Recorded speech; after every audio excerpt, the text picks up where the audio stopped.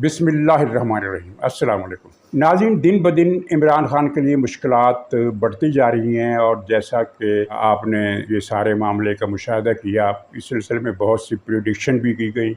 वो सही भी निकली। उसकी वजह क्या है? उसकी वजह यह है कि मामलात जो हैं वो इमरान ख़ान के जराइम के हवाले से वो बड़े क्लियर हैं। अब एक ताज़ा मुसीबत इमरान ख़ान के गले पड़ गई है। अब पता नहीं इसके पीछे किसका शाह दिमाग था। वो साइफ़र वाला जो मसला इन्होंने किया है, अमेरिका की एक वेबसाइट पर लोग उसे अखबार रिपोर्ट कर रहे हैं, अखबार नहीं है, वो वेबसाइट है। तो उसमें साइफ़र को लीक करवा दिया गया है अपनी पार्टी के कारकुनों से, और वो कैसे पार्टी के कारकुनों से, उसका भी सबूत मिल गया है। तो उस पर भी हम आते हैं, लेकिन पहले ये है कि जो नए हालात हैं उनमें एक तो आप देखिए कि बेगम ग़ुलाम फ़रीद मालिका साहबा गई कल मिलने के लिए, और उन्होंने वापस आकर बताया वकीलों को और दूसरे लोगों को कि इमरान ख़ान को कोई नई सहूलत नहीं दी गई, वही जो मामला पहले था, यानी वो सी क्लास वाला मसला। खैर, ये तो बेगम साहबा ने मुबालगा किया है, सी क्लास वाला मामला नहीं है, बी क्लास की अच्छी खासी सूरत हाल है। लेकिन जो ये मज़ीद मुतालबा कर रहे हैं उसके ख़त्म होने का इम्कान बहुत ज़्यादा रोशन हो गया है। वो इस तरह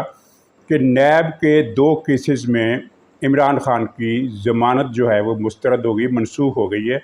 और दरख्वास्त ज़मानत जो तोसी की थी वो मुस्तरद कर दी गई है अदम पैरवी की वजह से। कोई वकील भी नहीं गया। अब ये भी कमाल की बात है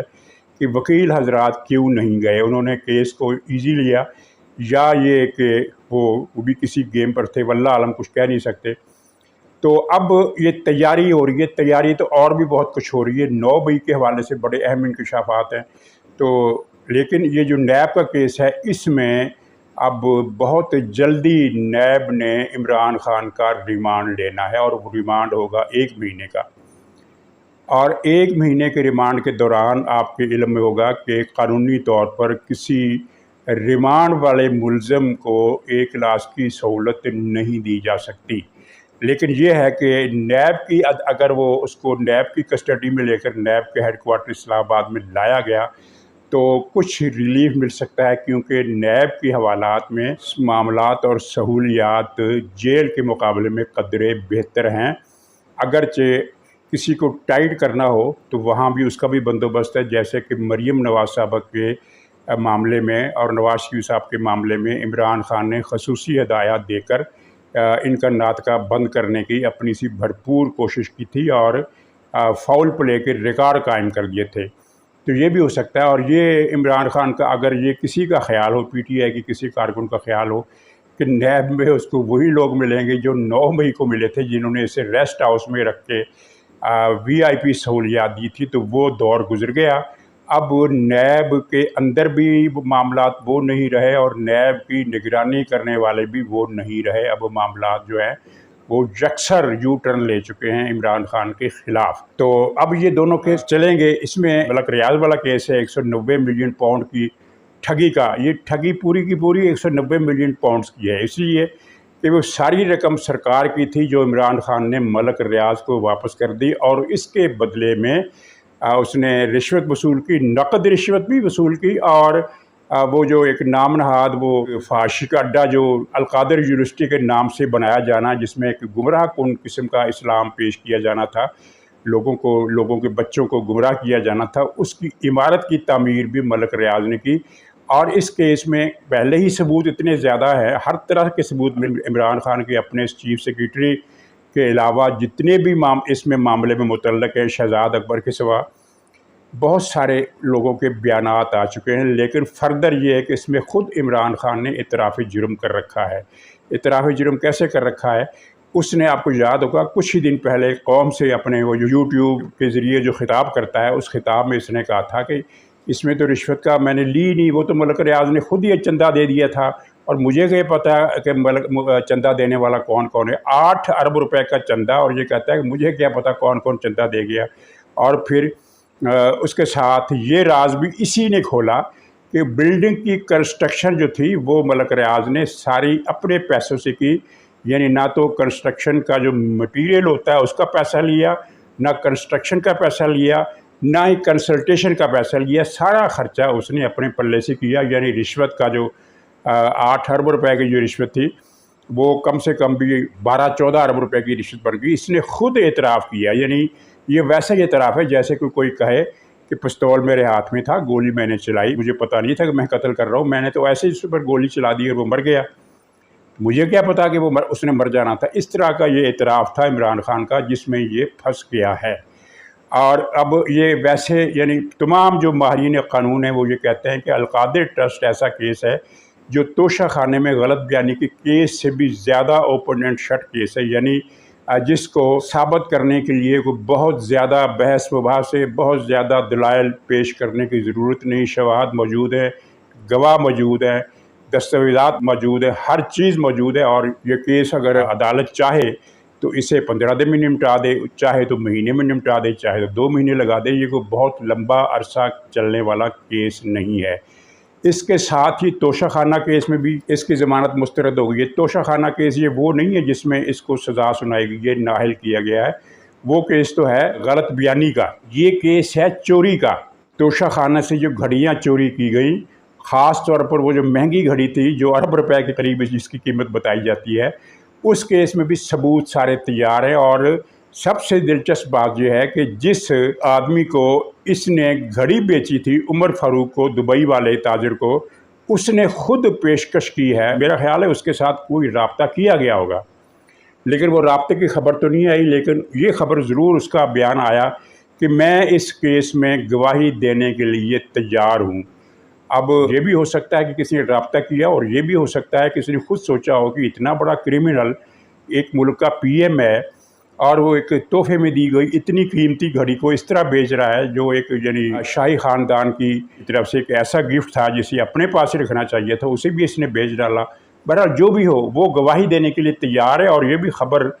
موجود ہے کہ اسے گواہی کے لیے بلانے کا فیصلہ کر لیا گیا ہے، اور کیس یہ بھی چلے گا۔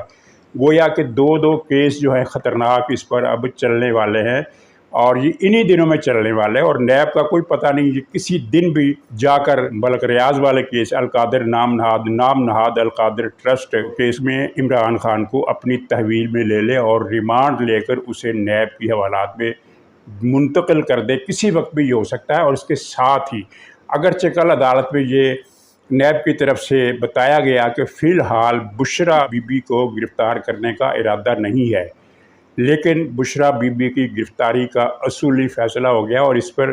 تو ایک اور الزام بھی آ گیا نا، جس کے کیمرے یعنی جس کی ریکارڈنگ موجود ہے پولیس افسروں کے ساتھ، کہ جب اس نے عمران خان کے حوالے سے کہا کہ یہ 60 کروڑ روپے کی رقم میں تمہیں دینے کے لیے تیار ہوں، عمران خان کو گرفتار مت کرو۔ ویسے ہی اس کی دماغ کی خرابی تھی، کیونکہ پولیس پارٹی کو ایس ایچ او کے کہنے پر چھاپہ مارنے نہیں آئی تھی، اسے ریاست نے بھیجا تھا، اور جب ریاست بھیجتی ہے تو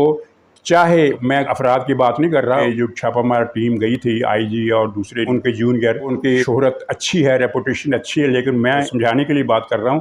کہ اگر وہ کرپٹ بھی ہوں تب بھی وہ اس کیس میں رشوت نہیں لے سکتے تھے، کوئی بھی رشوت نہیں لے سکتا تھا۔ یہ کیس ہی کچھ اور ہے، یہ کسی کوئی جوا خانے کا کیس نہیں ہے کہ ایس ایچ او نے چھاپہ مارا، اپنے رقم پکڑا دی اور وہ اس کو معاملے کو رفع دفع کر کے چلا گیا، یا تھانے میں جا کر ایف آئی آر میں تبدیلی کر دی، ایف آئی آر پھاڑ دی، یا جو بھی طریقہ ہوتا ہے، یہ چیز وہ نہیں تھی۔ اس نے کہا نیچے 50 کروڑ پڑے ہیں، 10 کروڑ اوپر پڑے ہیں، یعنی جہاں یہ عمران خان اور بشریٰ بی بی دونوں جس کمرے میں موجود تھے، اس کمرے میں میز پر جو ایک ریشمی قسم کے وہ چھوٹے سے باکس تھے جس میں زیورات وغیرہ رکھتے ہیں، لیکن اس میں زیورات نہیں تھے، بلکہ اس میں رقم تھی، اور وہ رقم کی جو مجموعی مالیت ہے وہ 60 کروڑ روپے کی رقم تھی۔ پولیس کا چونکہ مینڈیٹ نہیں تھا، ورنہ وہ چاہتی تو اس رقم کو چھاپہ مار کر ضبط کر لیتی، یعنی اپنے قبضے میں لے لیتی اور تھانے میں جا کر جمع کراتی، اور پھر ایک نیا مقدمہ بنتا کہ عمران خان کے گھر میں یہ 60-70 کروڑ روپے کی رقم کہاں سے آئی۔ اور یہ تو وہ رقم تھی جو بیگم بشریٰ نے بتائی کہ یا 50 نیچے پڑے ہیں، 10 یہ پڑے ہیں، اس کے علاوہ بھی وہاں بہت کچھ رقم پڑی ہوگی، لیکن اس کا ابھی چھاپہ مارنے کا کوئی فیصلہ نہیں کیا گیا، اور وہاں سے رقم منتقل بھی نہیں کی جا سکتی، وہ رقم وہیں پڑی رہے گی جب تک زمان پارک پر کوئی اگلا چھاپہ اس مقصد کے لیے نہیں مارا جاتا، کیونکہ اس وقت صورتحال یہ ہے کہ زمان پارک کے چاروں اطراف جو نگرانی کا سسٹم ہے وہ اتنا مضبوط ہے کہ کوئی رقم لے کر جاتا ہوا نظر آیا تو وہ نظروں سے بچ نہیں سکے گا، پکڑا جائے گا۔ تو یہ تو القادر ٹرسٹ اور توشہ خانہ کیس یہ تو امییننٹ ہے، ان پر کارروائی ہونے والی ہے، شروع ہونے والی ہے، اور اس میں بشریٰ بی بی بھی کسی دن پکڑی جائے گی۔ اور اس کے علاوہ جو سب سے بڑا خطرہ فی الحال وہ یہ ہے 9 مئی کا واقعہ۔ 9 مئی کے واقعے پر مسلسل خاموشی ہے، یعنی جب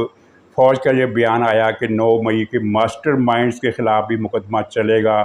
کارروائی ہوگی اور کسی کو معاف نہیں کیا جائے گا، اس کے بعد سے اب تک خاموشی ہے، جس سے شاید کچھ پی ٹی آئی کے لوگوں کو یہ غلط فہمی ہو گئی ہوگی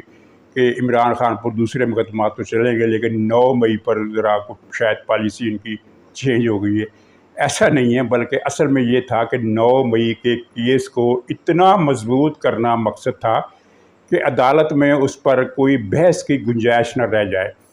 چنانچہ اس میں 100 سے زیادہ گواہیاں ہیں، بتانے والے تو بتاتے ہیں کہ تقریباً ان کی گنتی 150 تک جا سکتی ہے، جن کی گواہیاں ریکارڈ کر لی گئی ہیں اور جنہوں نے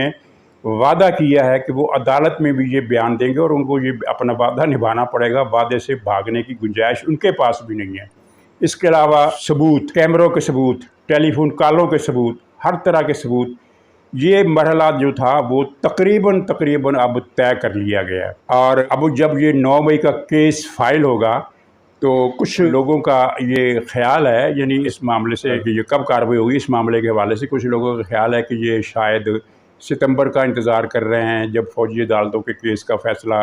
ہو جائے گا اور بندیال ریٹائر ہو جائے گا۔ لیکن اس کیس کا بندیال کی ریٹائرمنٹ سے کوئی تعلق نہیں ہے، فوجی ٹرائل کے خلاف فیصلہ نہیں دے سکتا،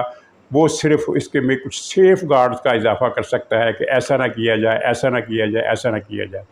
تو جب یہ چلا جائے گا، اگر فیصلہ اس کے دور میں نہ ہوا تو جب چلا جائے گا تو تب بھی فیصلہ یہی آئے گا، اس لیے کہ اس میں خلاف آئین کوئی بات نہیں ہے، آئین کے تحت ہی یہ کیس چلنے ہیں۔ وہ جو نئے جج آئیں گے، نئے پینل آئیں گے، ظاہر اس وقت تک قاضی فائز عیسیٰ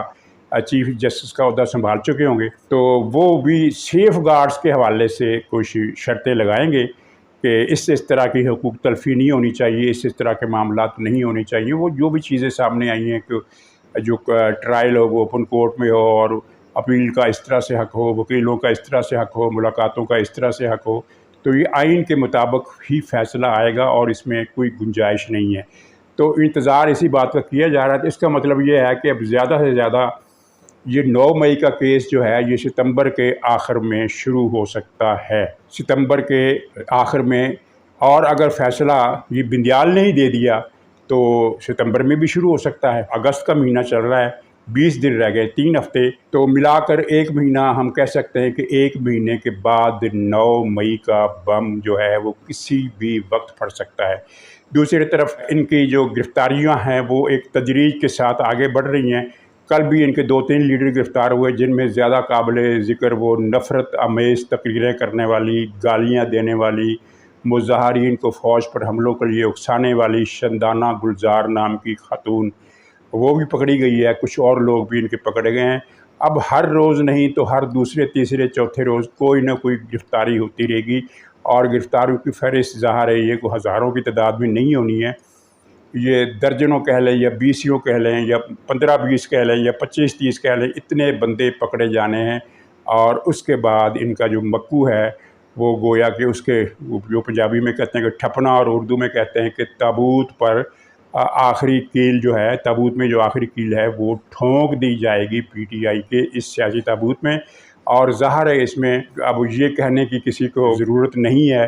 کہ یہ یعنی ایک پی ٹی آئی کو رستے سے ہٹانے کا پلان ہے۔ اگر یہ پلان ہے تو یہ پلان کی سہولت کاری خود عمران خان نے کی، اور 9 مئی کا کیس بڑا سیریس تھا، جتنا ہم لوگوں نے اور بہت سے سارے دوسرے لوگوں نے جتنا اسے سمجھا تھا یہ اس سے زیادہ سنگین ہے، کیونکہ ہمارا یہی خیال تھا اور میرا بھی یہی خیال تھا، وہ یہ ہے کہ 9 مئی کا مقصد تھا کہ پاکستان میں فوجی تنصیبات پر حملے کر کے ایک انارکی کی فضا پیدا کی جائے، فوج کو مجبور کیا جائے کہ وہ گولی مارے عوام کو، مظاہرین کو، تاکہ ہر شہر سے، ظاہر ہے 15-20 ٹارگٹ تو انہوں نے اٹیک میں لیے تھے،